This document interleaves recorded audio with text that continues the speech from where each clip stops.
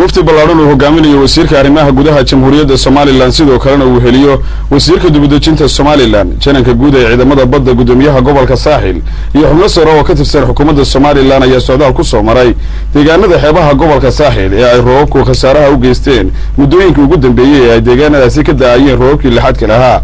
waftigan oo ka soo kicitimay xarunta gobolka Saaxil ee Berbera iyo ujeedada socdaalkoodu ahayd indhaynta iyo wax ku ogaanshaha xaaladda guud ee dadka iyo dunyada ku dhaqan deegaanadaasi iyo waliba sidii ay deeqa kaalmaha u gaarsiin lahaayeen dadka jilicsan ee ku dhaqan deegaanadaasi ay roobku waxyeeleeyeen waxaana ay halkaasi gaarsiiyeen raashinno kala duwan huga roobka laga galo sida bacaha roobka laga dhisto iyagoo sidoo kalena deeqa lacaga gaarsiiyay dadka ugu jilicsan ee ku dhaqan deegaanadaasi ay roobku cayreeyeen sidoo kalena ay ka dumiyeen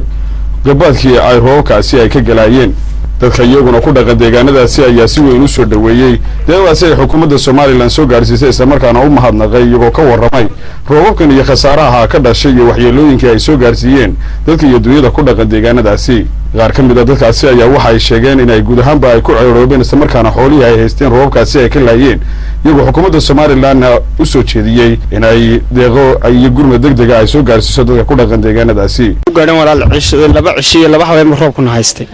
marka waxaan haysanay raashin haday hayd wixii yaraan haysanay dameerahan ku siinay wixii daad ba qaaday marka wixii kale aan xoolo aan haysanina wixii u dhamaadayba 10 neef ninka ugu badan tahay 10 neef aan haysanaa marka hadda waxaan dawladda iyo dadweynaha ka codsanaynaa inay qalab aan roobka ka huwano waxaan dhaxanta ka galno inay nala soo gaaraan oo fiican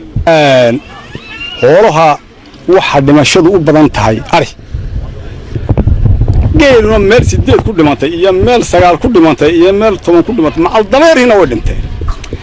anigu ariyaha xaggan loo kaxeeyay weeyaan inaan kii ariga raacay isagu fiisituun iska yimid habeen dhow in erkan haystay wuxuu ahaa in la xalli in badan haystay buu 7 maalmoodna uu hayst kolka naftayadi waa daciif dirqi baan kaga soo hadna kolka in gargaar badan baan u baahanna wasiirka arrimaha gudaha jamhuuriyadda Soomaaliland Ali Maxamed Warancade oo halkaasi ka hadlay ayaa sheegay in ay deeqdaasi ay gaarsiin doonaan guud ahaanba deegaanada ay roobku ay waxyeelada ka geysteen gaar ahaan xeebaha kala duwan ee jamhuuriyadda Soomaaliland maalmo dhaweyto degmada waxba loo soo diray imikana yaro emergency baan wadnaa markii la yiri dadkii waxaasa ku dhacay wixii kalena way iska daba imanayaan haddii la yiraahdo ilaahayna waxaanu ka baryaynaa roobka ay noo daay nusqaantiisa ilaahay cawad celin ilaahay naga siiyo halkan waxa laga sheegay laba magaalo midna tahay Ceel Sheekh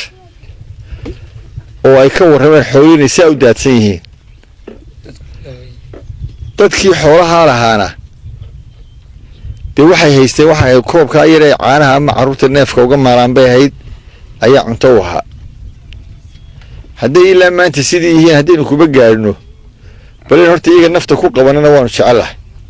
waxa isaguna sidoo kale halkaasi ka hadlay wasiirka dibudejinta Soomaaliland Axmed Cabdi Kaahin ayaa sheegay in ay raashinkaasi ay xukuumadda Soomaaliland ay u tala gashay dadka ugu jilicsan ee ku dhaqan deegaanadaasi kala duwan ee xeebaha ee ay roobku waxyeelada ay u geysteen roobkan lixaad kale oo toddobaadadii ugu dambeeyay ka daayay guud ahaanba jamhuuriyadda Soomaaliland ayaa khasaare kala duwan soo gaarsiiyay dadka iyagu reer guuraaga ah ee ku dhaqan jamhuuriyadda Soomaaliland waftigaasi ayaa intii ay socdaalkoodaasi ay ku guda jireen ayaa waxa indhahooda ku arkeen boqolaal neef oo ay roobku laayeen kadib markii uu muddo roobkaasi hayay daadad baxadlana ay ku soo jabeen dhulkaasi xeebaha